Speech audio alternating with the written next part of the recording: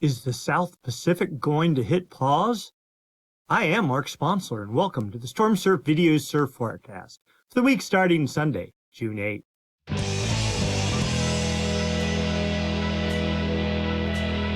Stormsurf, waves, weather, buoys, altimetry, snow, temperatures, El Nino, weather analysis, essential data for outdoor people, all the time, no hype.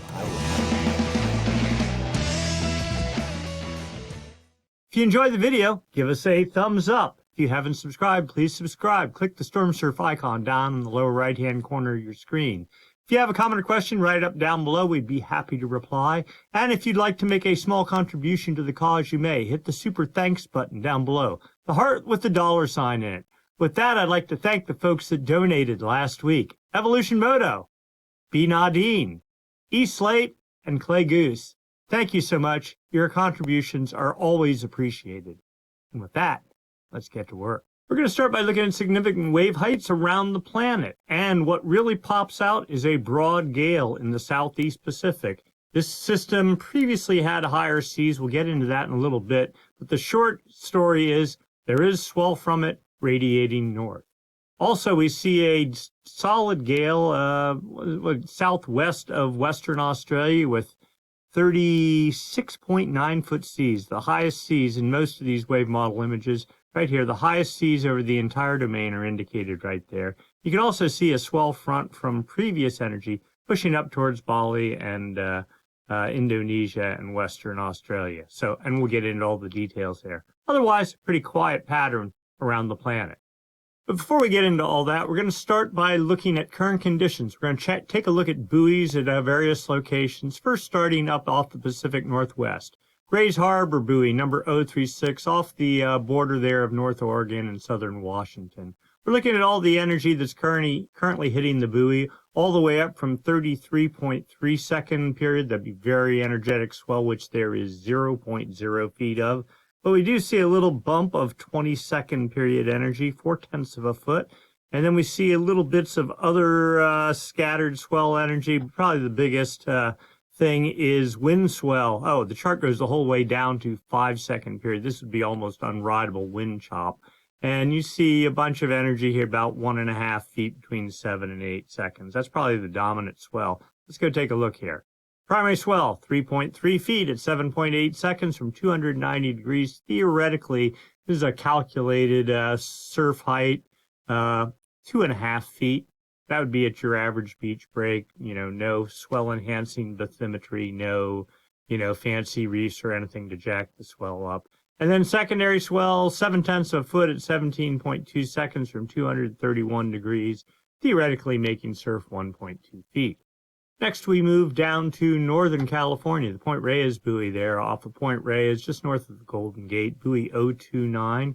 Same sort of deal, a little bit of wind swell, a more defined peak of swell at 15.4 seconds, 1.3 feet of swell energy right at 15.4. But the actual, if you're calculating pure swell, you got to go both on the shoulders on either side of that to get all the energy that's part of the swell. And then that new belt of swell starting to show with 22.2 second periods at, looks like about half a foot. So, calculated swell, 1.9 feet at 14.9 seconds from 187 degrees, theoretically making surf at about 3 feet. And then secondary swell, the wind swell wins out here, 2.6 feet at 10 seconds from roughly 300 degrees or high 2.5 feet. Then down to Southern California, the Point Loma South buoy, 191. They're just off of San Diego. Same sort of deal with no wind swell, mainly the 14 to 15 second period swell and a little bit of new energy in the mix. Primary swell, 2.1 feet at 14.5 seconds from 195 degrees. That is a fading swell, making surf at about waist high, maybe a little bit higher. Top spots can go 1.5, maybe double if you're really lucky. Then secondary swell, 0.8 feet at 18.7 seconds from 213 degrees, making surf theoretically 1.5 feet. I'm just going to take a look here. 18, oh, I see, because there's multiple peaks here, so the algorithm sort of took all that and just lumped it together. Then over to the south shore of Lanai. Good proxy for all the south-facing shores of the Hawaiian Islands. Buoy number 239. Now that 20-second period, 22-second period energy we saw hitting California, that swell is already peaked and is starting to fade in Hawaii. You can see it plain as day right here with energy still in the 15 to 16-second period range. Primary swell, 3 feet at 15.8 seconds from 191 degrees. Surf from that, 4.8 feet. Yeah, I mean, I looked at the cam and it was head high to a foot overhead this morning, but yesterday, Saturday evening, it was probably, I don't know, 3 feet overhead, something like that, and maybe bigger at select spots. Then secondary swell, mainly just leftover wind swell, or a leftover previous southern hemi swell, 1.8 feet at 12.7 seconds from 197 degrees. Adding another swell at thigh high sort of thing. All right, so what's been going on for the past week? We're going to start in the North Pacific. Yeah, there was a gale last Sunday, June 1st, with 20-foot seas. It was all aimed north up into Alaska. There was a pretty good gradient going off of Cape Mendocino there, probably making 18-foot seas. But, that got to 20 feet. That's right, on Monday. Large, raw wind swell kind of junking up what was a pretty nice southern hemi swell. There were still waves to be had, especially if you were in Southern California. Anyway, the gradient finally, as we got into like Thursday and Friday, pretty much faded out. By then, most of the southern hemi swell was gone, unfortunately.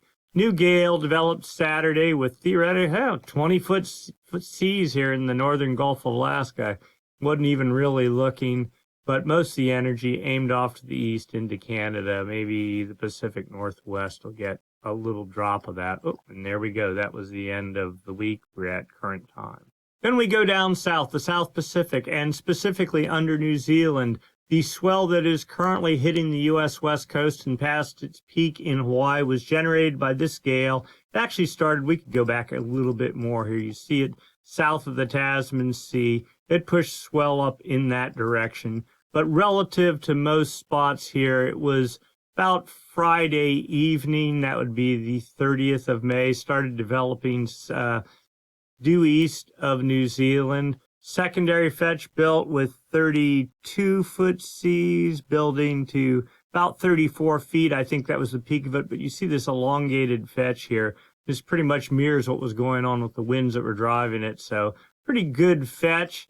And that continued into Saturday night and even into Sunday, though, starting to fade. All well aimed to the northeast. That has resulted in, I'll call it significant class swell for the Hawaiian Islands. And I'd say minimal significant class swell pushing into California, mainly Southern California, over the next several 3 to 4 days sort of thing. That gale pretty much petered out. You notice the ice anomaly. It's really not an anomaly. It is literally chunks of ice floating there in the South Pacific. We're into Wednesday, Thursday, the 5th of June. And then another gale started developing. And this is really what the title of the video is all about. Is this going to be the last one, the last swell for a little bit? And is there going to be a break in the activity? Well, we're going to find out here in a bit. Anyway, on Friday, 18 Z's, that's about 11 a.m. on the 6th of June, it produced 35-foot seas. Winds were actually up to 55 knots at one point. I think seas peaked out at 38.1 feet right there on Friday night, and then continued lifting. Oh, no, there we go, 39.4 feet. Okay, later Friday night. Then by Saturday morning, broad area of 37-foot seas aimed off to the northeast. The cutoff for Northern California is about 122 west. It was good, free and clear of that. They continued lifting north up into about Saturday night when seas started fading from 32 feet and then 29 feet later in the evening, still even in the Northern California swell window. But then by Sunday morning, well, 122's right about there. You can see most of this still in the Southern California swell window, but not so much for Northern California. And then that was the end of it. That's where we currently are. Up to the North Atlantic, we are on Sunday, June 1st. We'll just put this in motion. A little bit of a gale here developed, local wind swell, pretty large raw wind swell likely happened for Ireland on Tuesday, maybe into Wednesday. And we'll see if anything else developed behind that. We're into Saturday, and here we are on Sunday. Sort of the point being, if both in the Pacific and in the Atlantic, you have gales that are producing above 20-foot seas, and you're into past the first week of June, that still says that the North Pacific, or the Northern Hemisphere, is active and sort of indicates or gives us some flavor of what's going on relative to, well, is spring still going on, or have we moved into summer? I'd say for sure we're still in a springtime pattern, both along the U.S. East Coast and along the U.S. West Coast. We're not fully into summer yet. Down to the South Atlantic, we see a broad area of disturbed weather that was south of Africa. This was a week ago on June 1st. That all pushed into the Indian Ocean. Another small gale tried to organize, pushing off to the east with 24-foot seas, likely produced swell. You can see the leading edge of it started hitting South Africa late on Friday and then into Saturday. Here we are at current time. Things more or less pretty quiet for the South Atlantic. Let's go take a look at the Indian Ocean. So a week ago, there was a gale off of Western Australia with 24-foot seas aimed at the coast there, and that another broad area of disturbed weather pushed under South Africa. A small area of like 33 to 34-foot seas developed from it, but then fell apart. You can see some sort of a swell front from all that already, or was pushing north. This was on Wednesday night into Thursday. Another system developed here south of southeast of Madagascar, but seas only in the 22, 23-foot range. And then a stronger gale developed. So this is just in the past 24 hours. Seas 38.8 feet, not broad, but pretty solid, aimed off to the east. You can see the previous swell front there, and a new swell front is to be building right behind that. Here we are, current time, still seas 36, almost 37 feet. So undoubtedly longer period swell will result from this targeting Indonesia into Western Australia. Not a bad pattern. So, all right, so to the title of the video, what's going to happen in the Southern Hemi for the next week? We're going to start by looking at jet stream level winds. These winds up about 30,000 feet help support the formation of gales. When those gales form, help direct their track. We're looking for a trough, a push in the jet to the north. You see that right here. That helps create a clockwise flow aloft. And down at the ocean surface, that's the hallmark of low pressure. And of course, low pressure, if it's strong enough, generates winds. Those winds get traction on the ocean surface, impart energy to it, and create raw seas.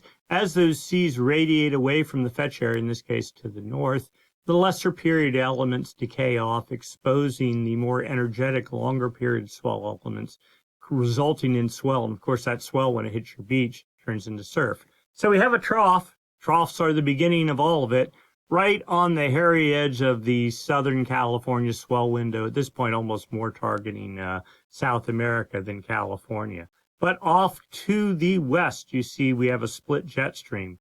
The southern branch displaced well south, the northern branch to the north. That supports high pressure in between. Typically, that is the result of a not much energy being pumped into the jet, likely attributed to the inactive phase of the MJO. We'll get into that in a minute. So you see a consolidated pattern here with a trough, split in the west, the jet moving west to east. You can kind of guess where all this is going. So we get into Tuesday, what's left of the trough just off Patagonia. Split flow takes over, a ridge pushing south, high pressure taking over the West Pacific. Jet stream, southern branch gets really weak, winds down to 90 knots as we're into early Thursday. We're into Friday. We're looking for anything. There's kind of almost something that looks like a trough, but winds are so weak feeding it. This is out Saturday on June 14th. That's wind speeds of barely 120 knots, and that all falls apart and just turns into this, again, continued split jet stream flow. We'll just take this out to 180 hours. If anything, it only gets worse. another ridge builds over the South Pacific. So right now, it looks like, at least at the Jetstream level, there's going to be no support for gale development down at the ocean surface for the next week. But that was up at the Jetstream level. Let's go take a look down at the ocean surface. Surface level pressure, surface level winds. It takes actual winds blowing on the ocean surface to create seas and therefore swell. No big surprise, broad gale here in the southeast Pacific. We had a big trough in the upper levels of the atmosphere, still producing south to southwest winds at 30 to 35 knots. That's good for for maybe 14-second period swell. That would probably decay pretty well by the time it gets up to Southern California, but certainly good for South America. Chile, Peru, all that area, swell pushing towards that area. We have a series of other gales back here off to the west, but do they last long enough to produce anything? The answer is, well, we're into Monday. South America is still the target of that gale. We have 2 areas, 30 to 35 knot winds. Certainly that's swell for Tahiti, I would say. But will it make it up to Hawaii? I mean, it is aimed off to the north. Maybe. I don't know. You really want to see like 40, 45 knot winds, and we have that here, but it's all aimed south. Have another one under New Zealand on Tuesday, the 10th of June. That too fades out. I mean, all this smells of just not much energy in the upper levels of the jet to support gale development. And then the pattern really just collapses as we get into Friday, Saturday, and Sunday. So nothing looking particularly imminent from the surface level pressure and wind charts. Let's go look at what effect those winds have on the ocean surface, or will have. So here we are, current gale, still with 29-foot seas. Yeah, there are higher seas, 34 feet, but they're all aimed due south. So that's literally doing nothing for pretty much anyone other than penguins. That system fades out as we get later into Monday, Tuesday. Let's go back. Here are those other 2 systems we were looking at, 23-foot seas and 24, 25-foot seas. Again, certainly Tahiti, Hawaii, maybe background swell if you're lucky. The U.S. West Coast, not even a chance. And then after that, we're groveling for even 25-foot seas, and I'm not really seeing it. Oops, there we go. That's the end of it. Yeah, tiny little systems. These are all cut-off lows. Just not a whole lot going on. So it seems like whatever swell is in the water right now, the one pushing north from under New Zealand, and then the new swell that's just really doing its thing right now in the Southeast Pacific. After that, a quiet pattern seems likely. Take a quick look up into the North Pacific. Really, we're looking for tropical activity. Yes, something on Monday. Doesn't look super big, super powerful. Don't think that any swell would result from that. I mean, it takes something pretty solid on the charts before I even give it my attention. Notice, though, there's still little bits of energy tracking across the North Pacific. Okay, and this would be Saturday, June 14th. About then is typically the cutoff for, if you're going to make this transition. When we talked about the spring unpredictability barrier and the transition from spring into summer. I mean, we're not there yet. It still seems like, for whatever reason, winter is trying to hang on. So we follow the jet, of course, goes across the continental U.S. and into the North Atlantic and feeds the storms just as it does there, as it does in the Pacific. And sure enough, look at this. Another gale forecast 36 hours out with 26-foot seas. Does it get to 28 feet and more solid 28-foot seas? Certainly producing swell targeting Europe and Portugal and France, that whole area. Seems hard to believe, June 10th sort of thing, but that is the case. You can literally see the projected swell pushing into the coast by Thursday, the 12th of June, and down into Portugal. So, if anything, a springtime pattern is to persist. Down to the South Atlantic, let's see what is forecast there. We're into Tuesday, really nothing. Notice this local pattern gale with, 33-foot seas just off of southeast Africa. This is not the first one of these this year. There's another one about a week and a half, 2 weeks ago. Not quite as strong as this one, but You know, the main area you'd want to be seeing stuff is down here, and I'm not seeing it. Gale develops with 30-foot seas on Thursday, but that's all targeting, for the most part, the Indian Ocean. Now, here we go. Something out in the sort of the main swell production area. Forecast on Friday, seas 33 feet, but not really winding up, just sort of lackadaisical. And then we're almost a week out. Yes, theoretically 39-foot seas to get higher. Nope, 39 feet pushing into the Indian Ocean, and we're 180 hours out. You see a bit of a swell front pushing towards Africa. I mean, not flat, but certainly not bombing. And then the Indian Ocean forecast. All right, so here we are, current time gale with 36.9 foot seas. What does it do? It continues off to the east, fades right before getting close to the southwestern tip of Australia. Swell should certainly result for Western Australia and maybe into Southern Australia. Another gale behind it, but that sort of peters out. See what happens beyond this. Then there's the next, well, actually 1, 2, 3 gales. Kind of small. There we go. There's something that looks interesting. 39-foot seas, building to 40 feet, building to 42 feet, and continuing off. Swell. Mainly, I mean, some sideband swell up into Indonesia. It certainly looks like a Western Australia and a Southern Australia sort of event. Another system further back. This is on a Saturday night into Sunday, the 15th of June. But it sort of falls apart. And yet another system develops on Sunday here southeast of Africa. But looks like it's more of an Antarctic type storm than a proper swell producer pushing off to the northeast. The laws of physics apply everywhere over the planet. You really want a gale lifting off to the northeast with 30-plus foot seas to get swell pushing up into Indonesia and Western Australia. Local wind forecast, or at least wind swell forecast for California, Southern California here, Central California, Northern California there. That's the San Francisco Bay Area. Over here, the Hawaiian Islands. So on Sunday, trades pretty light, 10, 15 knots for the Hawaiian Islands, and a light wind regime for California. Hooray. Water temperatures is actually trying to creep up a little bit too, you know, even in Northern California in the 55, 54, 55 degree range. For spring, that's not horribly bad. So we get into Monday, pretty much the same deal. High pressure up here in the Gulf of Alaska makes a gradient off of Vancouver Island, making wind swell for Washington down into Oregon, probably nothing for California. Trades 10 knots, almost 15 knots for the Hawaiian Islands. Tuesday, this gradient tries to get a little bit better organized, but not really. No real wind swell for California. That's actually a good thing. With southern hemiswell hitting at about the same time, that would be a good thing. Trades 10 knots for the Hawaiian Islands. Then we get into Wednesday. High pressure really starts taking over. The northwest wind machine starts setting up again Wednesday morning.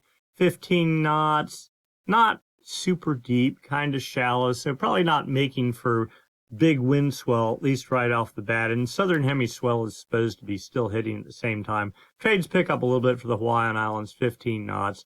Thursday, then the gradient starts developing. Now, nowhere near as strong as that last gradient, but still 20, pretty much 20 knot winds even in the morning.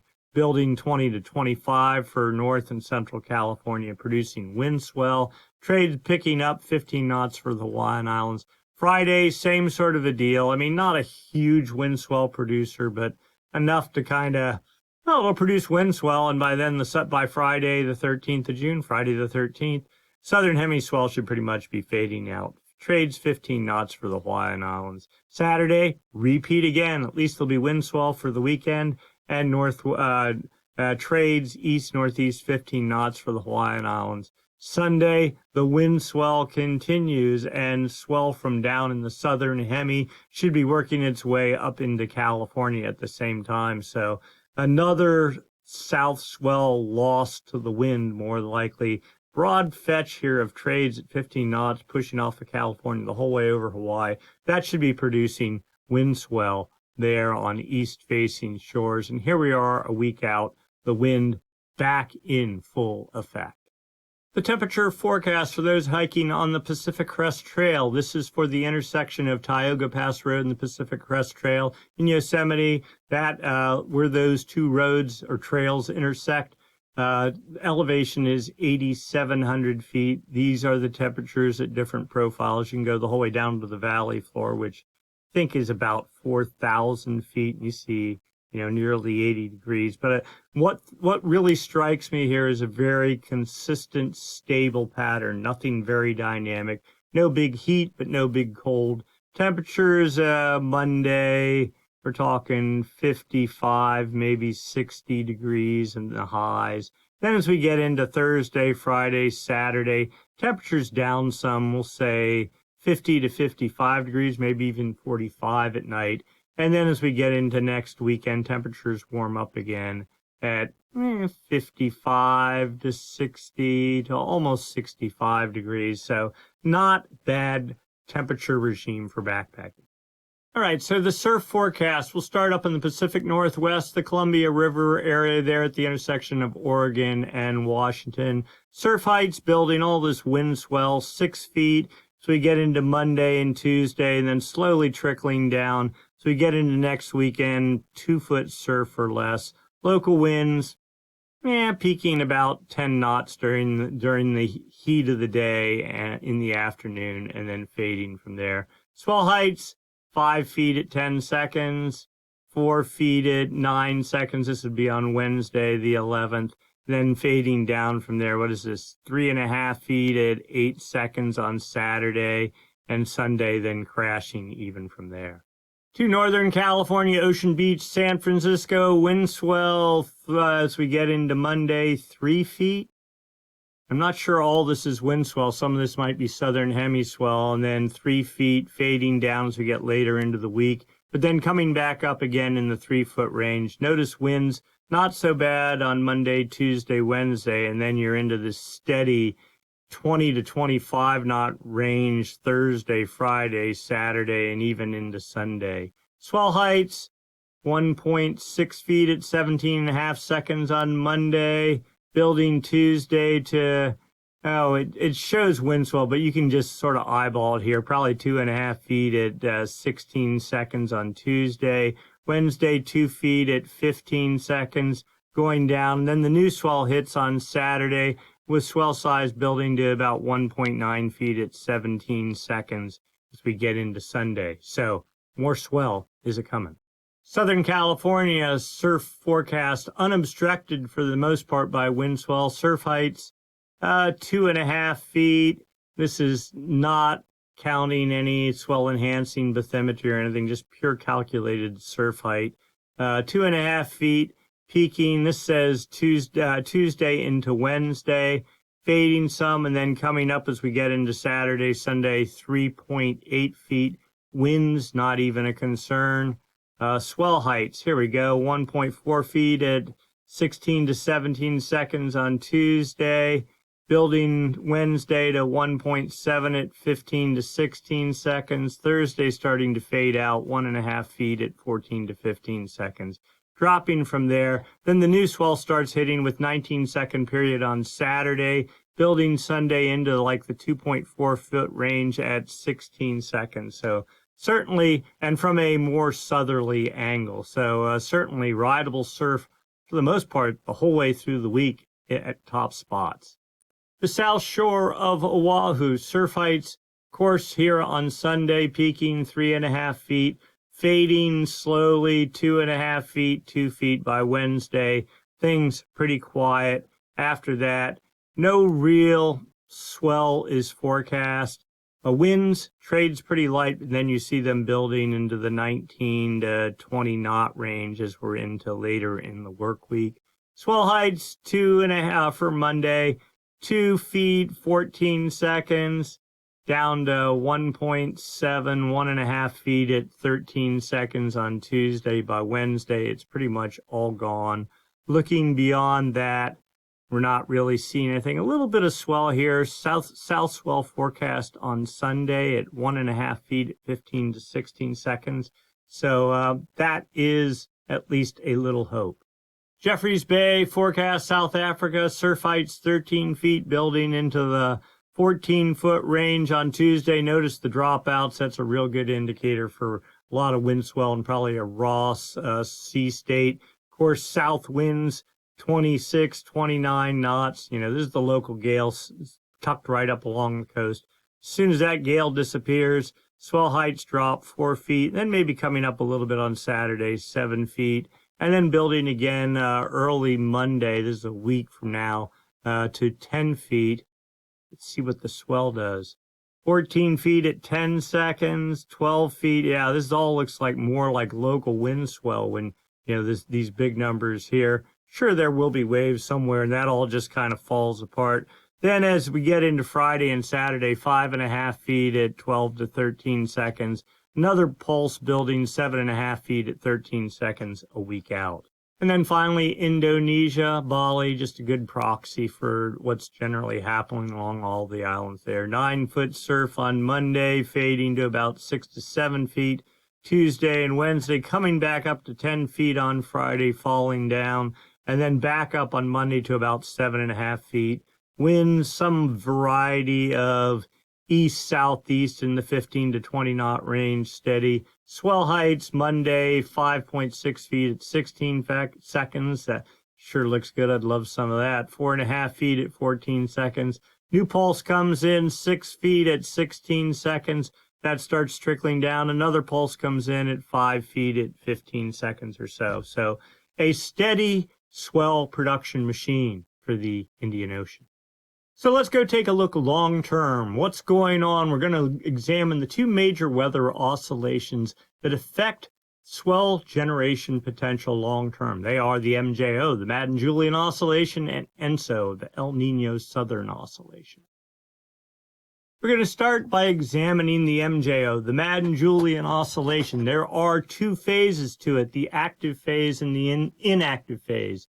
These basically, the active phase is like a low pressure system, the inactive phase a high pressure system. They rotate opposite each other going around the planet, one on one side, one on the other side of the planet. They rotate west to east around the planet on the equator. The active phase is our friend. Because it's a low pressure system, it takes warm, moist air at the ocean's surface, lifts it aloft, that gets caught in the jet stream, energizes the jet stream, making it stronger, makes it consolidate, and does better for digging out troughs.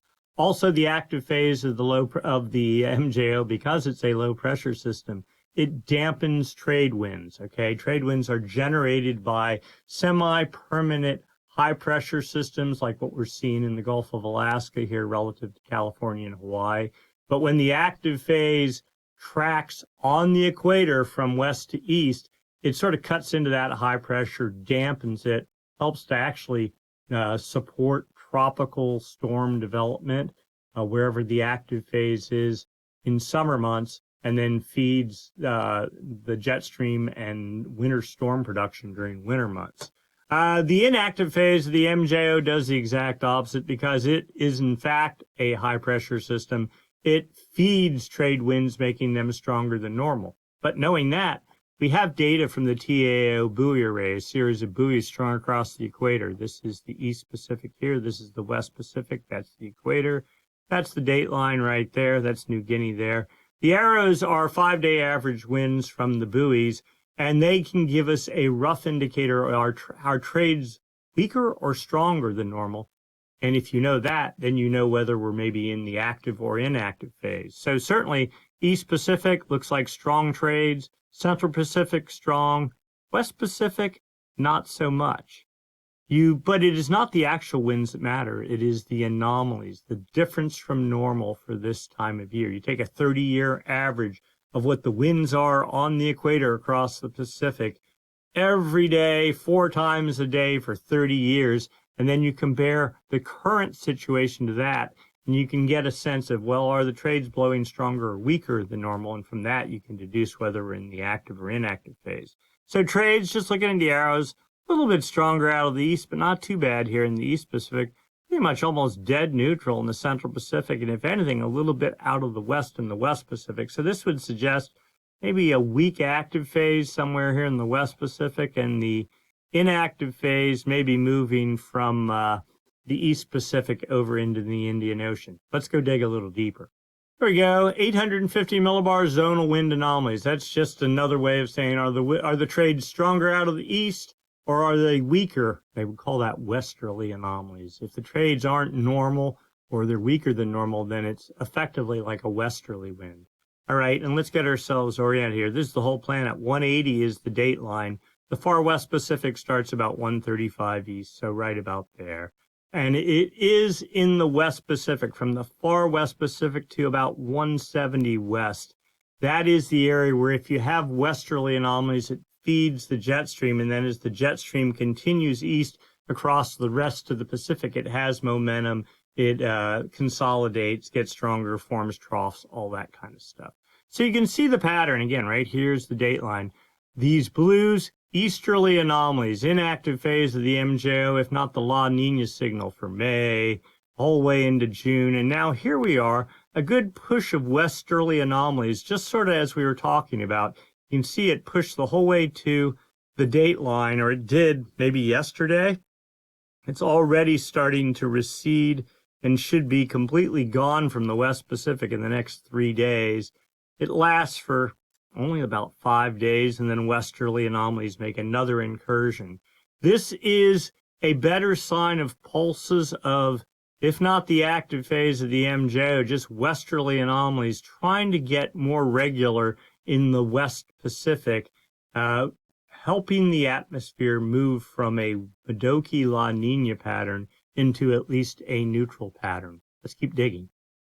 Next up, outgoing long-wave radiation, just fancy words for cloud cover. If the active phase of the MJO is somewhere on the equator, and it's taking warm, moist air and lifting it aloft, well, that warm, moist air eventually is going to hit the upper levels of the atmosphere, which are very cold. It will condense and form clouds, and because it takes the active phase of the MJO, I mean, it doesn't move fast. It takes like 4 or 5 weeks to make its traverse across the Pacific, and likewise the same across other parts of the planet. So it's a slow-moving, generalized weather pattern.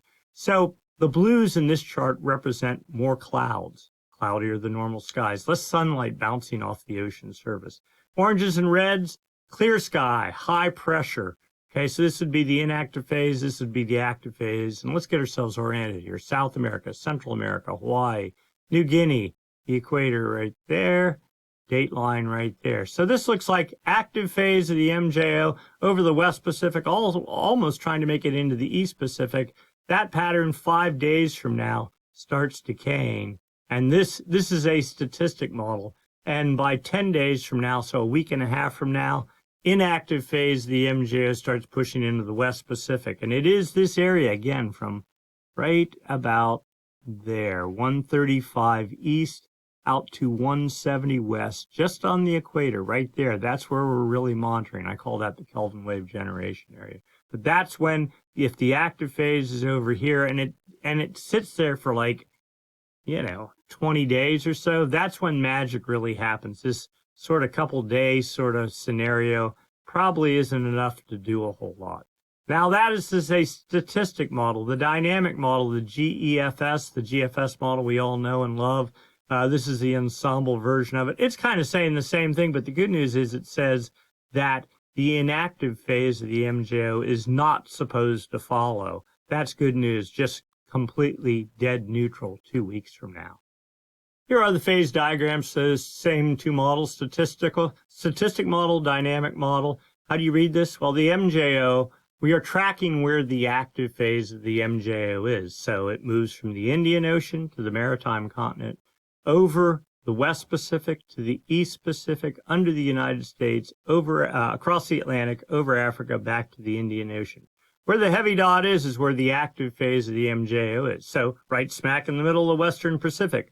The further the dot is away from this circle, the stronger it is. So if it's in the circle, it's like almost non-existent. This would be a weak to modest active phase of the MJO. And 1, 2, 3 different tracks have it moving to Africa per the statistic model, and basically very weak. This would be 15 days from now. The dynamic model, though, has it sort of like quickly crashing into the West Pacific and just sort of hanging around in the West Pacific 2 weeks from now. So I'll take this any day over this. This still at least keeps the active phase somewhere in the West Pacific. Here is the 40-day upper level model, another statistic model, same sort of deal. It's showing areas favorable for precipitation or cloud cover, whatever you want to call it. Greens, cloudier or normal skies. Oranges and reds, drier skies. So active phase, inactive phase. South America there. New Guinea right there. 0 is the equator. Dateline roughly somewhere right down there going the whole way down. This goes out 40 days. So this shows active phase for today, 13th of June, every 5 days. So 18th of June, 23rd of June, and then the active phase pretty much moving over the East Pacific by the 28th of June. Then as you get into July, inactive phase takes over. Now this model has not changed a whole lot, though it is updating. I verified that because the coverage is not as strong, not as big. It's just, I think what's happening is the MJO is pretty weak and it's not moving a whole lot, and the models are really having a hard time figuring out what's going on. So this model, if you follow it along, it doesn't look like it's doing anything, but I think it's accurately depicting what's going on in the upper atmosphere. Next up, the CFS model, a dynamic model. This is a long-range model. This is 850 millibar zonal wind anomalies, so that's up about 4,700 feet, but a good proxy for what's going on down at the ocean surface. This is, again, the blues, easterly anomalies, the reds, westerly anomalies. The black contour, if it's solid, is the MJO active phase, dotted contours, inactive phase. But what you really notice here, if you follow this along, there really is no meaningful active or inactive phase anywhere. The MJO just incredibly weak. Dateline at 180 west right here, far west Pacific at 135. So right there. So we can just sort of see in this goes March, April, May. You can see dominated by easterly anomalies. So the westerly anomalies trying little bit at a time to make more progress into the West Pacific. The real noticeable thing here is all of a sudden easterly anomalies are to vaporize. In fact, westerly anomalies are the whole way across the dateline. This was as of yesterday, the 7th of June. They're supposed to retract in 2 or 3 days. You notice westerly anomalies basically filling half the Kelvin wave generation area, or half the West Pacific, until about June 21st, and then only for 1 week do easterly anomalies get a little bit of a nudge, theoretically driven by some sort of inactive phase, and then westerly anomalies take over. This is what we've been wanting to see, probably a more realistic depiction of a more steady, just a heartbeat of westerly anomalies every couple of weeks, pushing across the West Pacific. We're just trying to get rid of the hangover from La Nina, from what seems like 5 years of La Nina, and it seems like that is happening. Let's go look at yet one more model. Here is the CFS model going out 3 months. Past performance is down here. The forecast is up here. What really is noticeable, there's the date line running right up the middle. Blues, easterly anomalies, inactive phase of the MJO were solid into April. Still present, but you see that little pushes of yellow making their way across the dateline. Here we are, June 8th, westerly anomalies finally fully in control of the Kelvin wave generation area.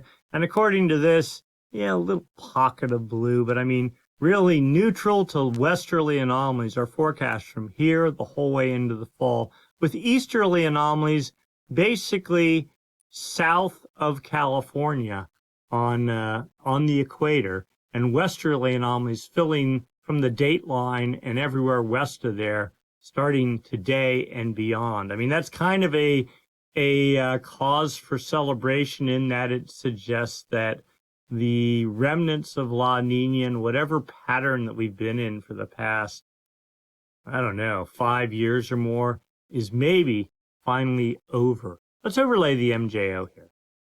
There we go. Weak active phase of the MJO in control for the moment, and then we just go into a dead neutral phase. Westerly anomalies, though, take over. And then we have a stronger active phase starting somewhere around mid-July, let's say July 12th, something like that, and holding the whole way into the end of August. producing theoretically stronger westerly anomalies. That should, if anything, just continue to help push the atmosphere, the ocean and the atmosphere towards ENSO neutral. And then finally, the low pass filter. This is the El Nino La Nina indicator. The dotted contour would be the high pressure bias, La Nina. This would be high pressure over the dateline. And when you go into El Nino, low pressure moves over the dateline. The good news here, another cause for celebration. 1, 2, 3 contours. The third contour faded the end of April. The second contour is fading out today. And all we have left is the weakest of weak high pressure signals left over the dateline, and by July 3rd, even that's supposed to be gone. It's supposed to be east of the dateline. And then the low pressure bias, which has been locked over the maritime continent, which is okay. It's better than being like way over in the Indian Ocean. It's been knocking on the front door to the Pacific for months now, already starting to make just the faintest little bit of incremental progress, but somewhere around July 2nd, same deal. Same time the high pressure bias collapsed, the low pressure bias starts moving into the West Pacific, making it to, let's see if I can't do it. I gotta do it this way. Down to about 170 east by September. So pretty much filling the Kelvin wave generation area. That seems like it would set us up pretty well for the fall and certainly into the winter in California and Hawaii.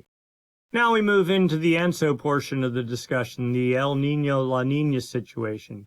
During La Nina, stronger than normal trades over the equator take warm water, push it off to the west into the far West Pacific, and colder than normal water sets up in the East Pacific. We're going to start by looking at the balance of those water temperatures across the Equatorial Pacific, just 2 degrees north and south of the equator, the whole way across the Pacific, from the East Pacific to the West Pacific here. These little X line things, these are the anchor lines on the TAO buoys. The X's are the sensors. You can then use that data with a model to fill in the gaps and see the balance of warm and cold water. Clearly, warm water is in the West Pacific, but what we've been noticing is the 29-degree isotherm, that's 29 degrees centigrade, that's warm water, has been moving slowly from the dateline, while actually it was back here a couple of months ago. It is moving to 175 west, so warm water pushing off to the east. 28-degree isotherm, I think last week was somewhere around 160 or maybe 159. It's off to about 157 west now, and a pretty healthy warm thermocline the whole way across the Pacific. Not super warm, but at least not weak. But it is not the actual temperatures that matter. It is the anomalies, the difference from normal for this time of year. We are happy to report that the entire thermocline from the West Pacific to the East Pacific is full of at least neutral, if not slightly warmer than normal water temperatures, 1 degree above in various locations here, and no cold water to be found. That is very good news. Let's go look at a higher res version of this chart.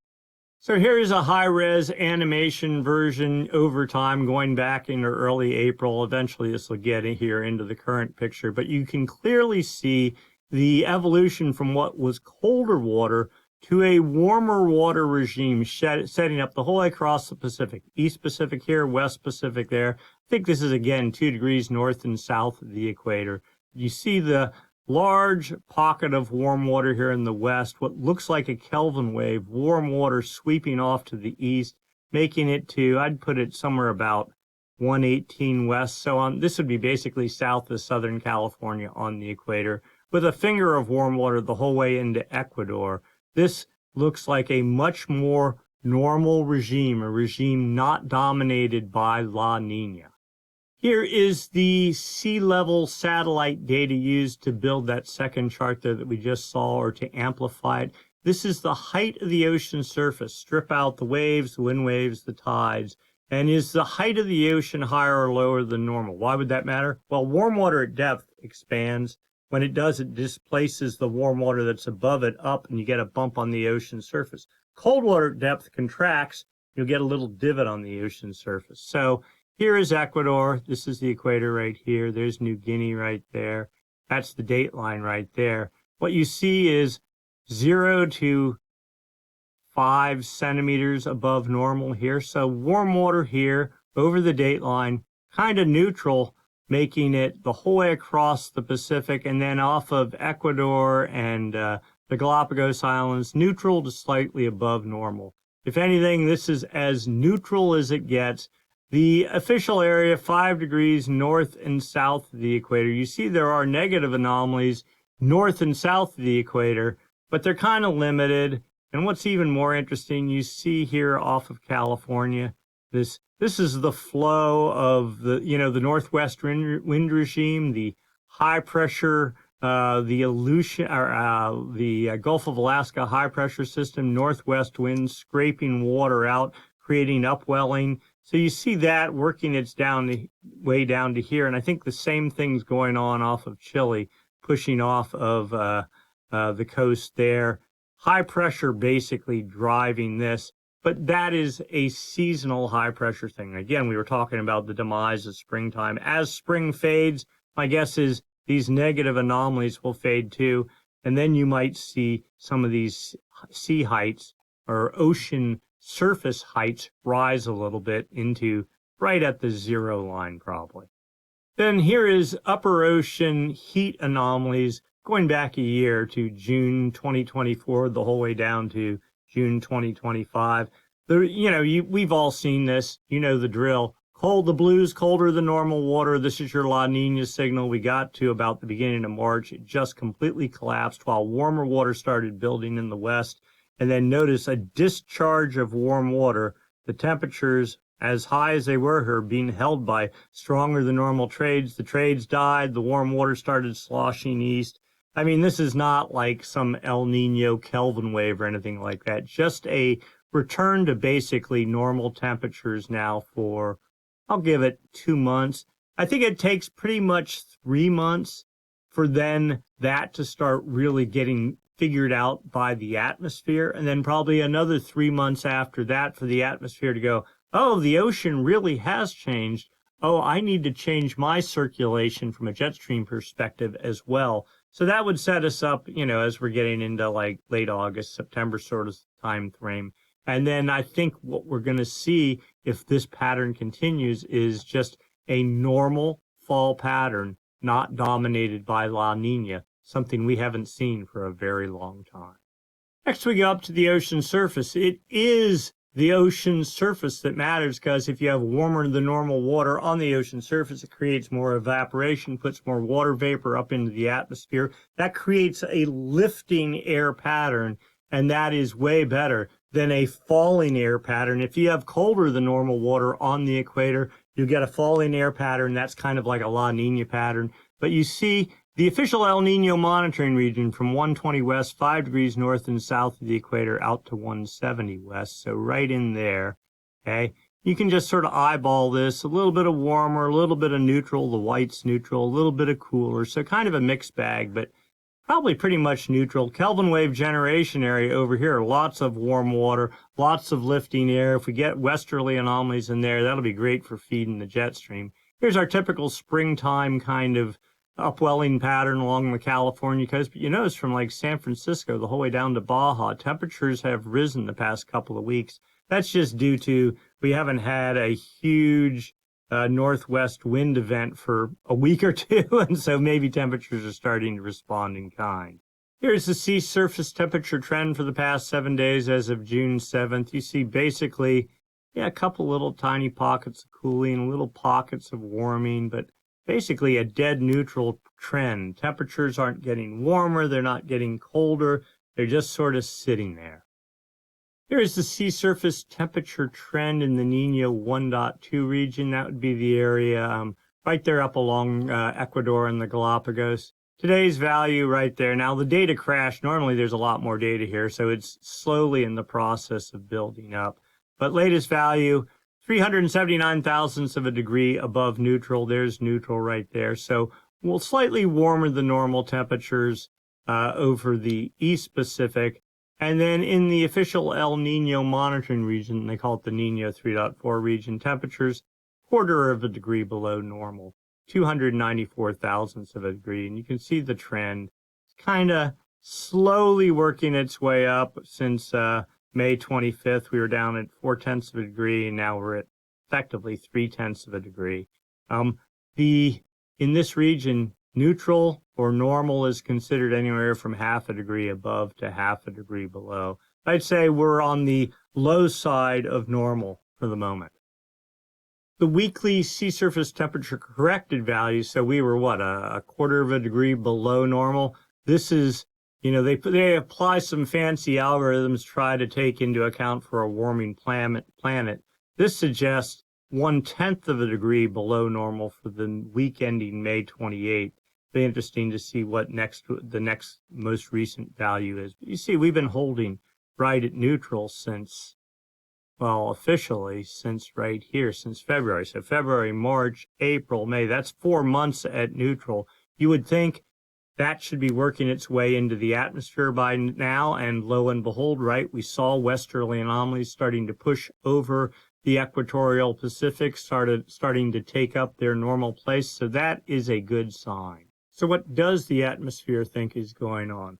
Well, we have data, the Southern Oscillation Index, difference in pressure between Tahiti in the Pacific and Darwin in the maritime continent, Indian Ocean. When pressure is lower in Tahiti, the index goes negative. Well, today's value, 2.46. Now remember, this can be affected by, you know, basically a little low pressure system moving near Tahiti, a little bit of a strange high pressure system setting up over Tahiti. So it's pretty sensitive. So, but you can just look at the data here for the past month, and it's toggling still a little bit on the high side, but you don't have to eyeball it. The 30-day average does it for you. Yep, plus 4.75. You really want this to be negative, or at least at zero. We were down negative. Now this 30-day average takes into account the MJO, active and inactive phase. So you see this long runs of slightly negative numbers. That was probably the active phase of the MJO. That sort of, now we're in the inactive phase. That sort of makes sense with what we're seeing. And then the 90-day average is your El Nino La Nina indicator, plus 4.80. Where were we a month ago?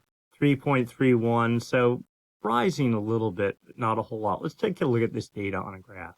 Here we go, 30-day running average SOI. Neutral is anywhere +7 to -7. Here we are today at +4, neutral. Downward spikes are the active phase of the MJO. Here we go. It looks like we're going through a little bit of a weak active phase, but still hanging at neutral. This was our weak Madoki La Nina signal here, and now we're just sitting at neutral. Another view of what's going on in the atmosphere, outgoing long-wave radiation anomalies. This is not a forecast. This is hard data, what's really happening going back a year. Date lines right in the middle. Reds and yellows are falling air, high pressure, cloud-free skies. This is our La Nina signal from October into the end of April. And now all of a sudden you see pretty much not cloud-free skies, not there's your wet skies. This is like, again, right at the entrance to the West Pacific. We want to see these blues starting to build over in here. I would hope that we will. I'm not guaranteed that we will now, but you get the sense that if anything, we're very much neutral at the moment. So what's the sea surface temperature forecast for the Nino 3.4 region, the official El Nino monitoring region from the CFS version 2 model? All right, April, you can see here was our La Nina with 0.5 to maybe 0.75 degrees below normal. Again, neutral is -0.5 to +0.5. The forecast here, May, this is actual data in May, about as neutral as you can get. June, maybe going to come in 0.05 of a degree above normal. And then in July, now this is just like in the past day, this forecast, it was all as flat neutral as you can get. Now it's suggesting down at, you know, 1/4 of a degree, maybe 0.3 of a degree in November sort of thing. And then neutral as we get into January. Again, still suggesting a neutral ENSO regime as we move into the fall and winter.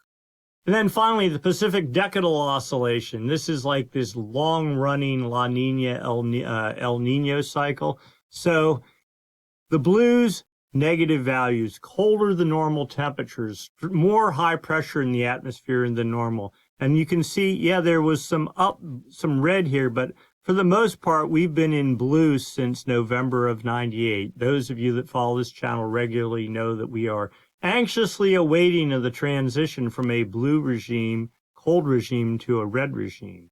Now, notice we were in the red regime back from '98, and it started, I think, in '75 or '76 here. So you can see this sort of a cycle like this and down like this, and you go back even further. There was a long cold cycle there, a long warm cycle there, sort of thing. But now you're into the 1900s, and I don't know how much I believe of any of this data going back that far. But you get the sense, cold, warm, cold, longer cold, warm, cold. We're into this for almost 30 years now. We're hoping that maybe we're about ready to come out of it. Let's go look at the most recent data. So here's when we were really cold down here. This was October 2024 minus 3.8, about as cold as I've ever seen. And then ever since then, it's been steadily warming. We were at minus 1.12, minus 1.16. That was in March and April. And I was hoping we were going to go, and me and Jake Marlowe are sort of like betting on what's going to happen here. We were betting that it would go even closer to zero, but this month it fell to minus 1.71. I'm hoping that is just an anomaly based on everything we're seeing in the atmosphere and in the oceans.